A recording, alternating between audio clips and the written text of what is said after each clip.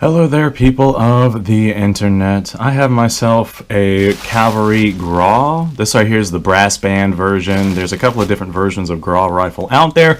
I actually already have one of these, but it was the Shospo Gras conversion. So I wanted to kind of throw my hat into the ring once again and basically roll the dice and see if I could get myself just a regular Gras that was not a Shospo Gras conversion, just to have that added to the collection. So I don't know if that's what this is. What this is, this is basically me doing an unboxing, but versus like actually pulling it out of the box and spending 15 minutes on camera trying to cut this thing open and unravel the cardboard and the bubble wrap and whatnot on the rifle, I figured I'd just go ahead and do all that off camera. This way you guys don't have to sit there and watch me do all that. So this right here is the end result. I'm about to finish unraveling this, and we're going to have a look on the inside. Matter of fact, I pretty much just pull this off, and this right here is what we are looking at. So first things first, I'm going to notice just how nice and shiny and bright these barrel bands are. So this rifle was taken care of by whoever the previous owner was. This front band is a little stuck. I'll have to take a little mallet and tap that back. And our front band, that looks pretty gosh darn good.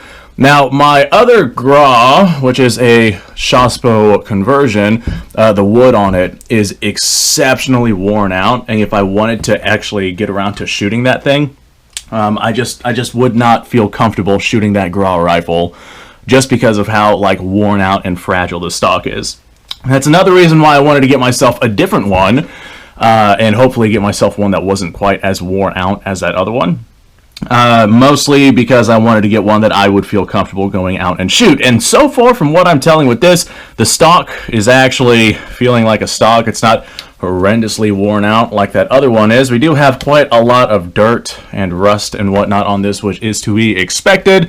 We actually have ourselves a rear sight, so if there is any rifling left inside of this thing, then we'll be able to see some accuracy with it.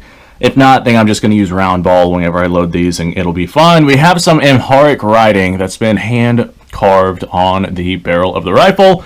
The action itself looks to be complete. Let's open her up. Opens up quite nicely and easily. A little disgusting on the inside there. We got extractor. I think I see the tip of the firing pin in there. And we have, yes, 1874. So this right here is not a conversion. We do have the M80 update for ruptured cartridges. This little cutout right there. Ruptured cartridges would, instead of blowing gas right back into the shooter's face, this right here would kind of divert it to go out the size of the rifle. Back whenever these rifles were being made, ruptured cartridges, just because of metallurgy and cartridge technology for the time period, were definitely a very big problem.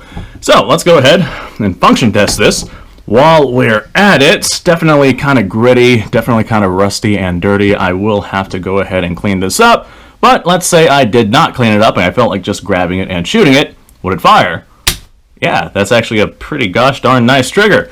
Okay, so she works, she fires. Oh, I just bumped my camera, I'm sorry about that. She works, she fires, she appears to be complete. We even have ourselves a little ramrod. My other Cavalry carbine does not have that ramrod, so this right here is a complete rifle, which is fantastic. Now, the big question, I have myself a little bore scope right here. I'm going to go ahead and turn this bad boy on. The big issue with these old school black powder guns is black powder is quite corrosive. So who knows, can you guys see me? Oh yeah, look at me in my beautiful face. Who knows what the bore on this is like? Survey says, okay, hold on, I'll line this up. I can actually see some rifling in there. I see 1, 2, 3 grooves of rifling, and a couple of spots where there might be a little bit more. Of course, the inside is basically a sewer pipe, and I don't foresee us getting much accuracy out of this thing literally at all. However, that being said, we do have some sort of rifling in there, so maybe a round ball will stabilize well enough. Wow, that does look pretty rough, huh? Maybe a round ball will stabilize well enough to be able to somewhat hit target out there. I do see right on the bottom of our screen, that's a pretty gnarly gouge in that barrel. Maybe I'll counterbore this thing, and we'll see if we can't get some life out of this barrel. This has clearly been shot quite a bit, which is to be expected. The rifle is how old exactly? And it went from French service to Ethiopian service, so I imagine that it has definitely seen its fair share of usage. So, my 2 cents on the subject, I got this from Royal Tiger Imports. These guys imported this from Ethiopia, and these guns basically sat in a warehouse from the first Italian invasion of Ethiopia, and potentially they saw some World War II use. I mean, who really knows what happens with that? There's no way to really know the story and scope of what all these rifles have gone through. They might have been used in the second Ethiopian invasion or Italian invasion of Ethiopia. I'm not entirely positive about that. By that point, it might have been all bolt action Austrian rifles and things of that nature, like things that were a little bit more up to date than something like a large bore black powder single shot breech loading rifle. But like I said, there's no way to really know, or at least not for me to know. I'm sure some people are going to speculate about things that were and were not used there. I bet if somebody was desperate enough, they'd be like, oh yeah, we got that warehouse full of those old guns, go grab those because we need those. Here come the Italians, we need those like right now. Alright, I see a serial number on the bolt, 975. What's the serial number on the receiver? 975. I actually have a matching bolt with this thing. Well, that is pretty awesome. So a matching bolt with the rifle, complete stock. We do have a little bit of a crack right here that looks like it's been repaired. I'm not all that concerned about that right there. We do have a little tiny crack in the back of our wrist as well. Again, not all that concerned about that. This is a wholly complete rifle with rifling inside of the barrel, and it's a little rusty and dirty and grody. The stock is in definitely shootable condition. It's a functional rifle. It's got the extractor. Hopefully it has the firing pin. If not, I do have spare firing pins if this one right here is broken.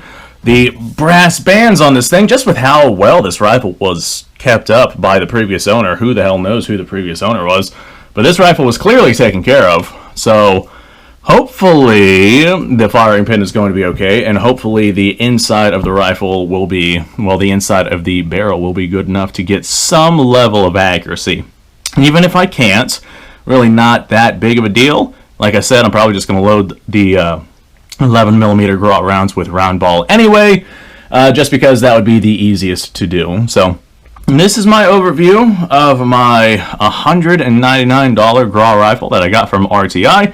And this particular one is actually complete. I think the $199 ones, I think that those are B grade, so there's no guarantee that you'll get a complete rifle. You might just get like essentially what was used as a parts gun. So hats off to you if you want to go ahead and roll that dice. I will leave that decision up to you. I like what I got here. The rear sight is missing the little what do you call it, the little slider that slides up and down on it, but that's really not that big of a deal. I don't foresee me shooting this thing far enough to require that. So I'm just going to go and do the outro. Thanks for watching, folks. I appreciate your time. Like, subscribe, share. Description below has a link to all sorts of stuff. Go check it out. You guys go off, have yourself a fantastic day. I'm looking at the barrel, trying to figure out how much of this is rust and how much of it is just like still blued. Were these barrels ever blued? I know my other one's just like completely in the white. I'm not sure if these Gras Cavalry carbines were blued barrels, but I'm pretty sure that the bolts were not, and that looks about the same. So I'm going to go with it's just pretty gosh darn heavily rusted. Alright, you guys go off, have a fantastic day. I'll see you all in the next episode.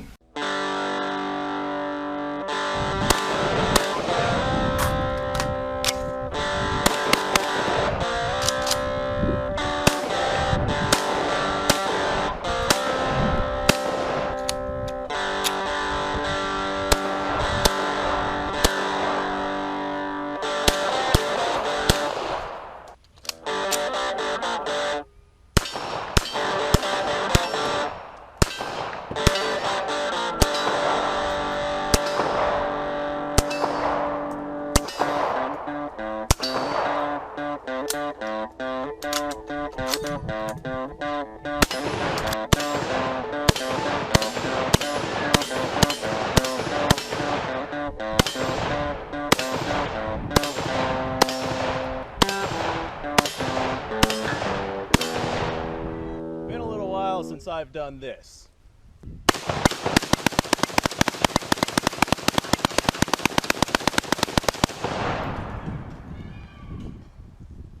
Bonnie and Clyde be damned.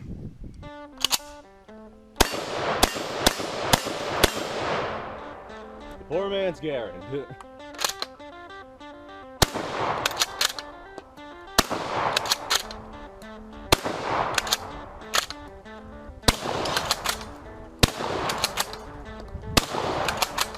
It's a shame that bolt-action shotguns aren't more mainstream.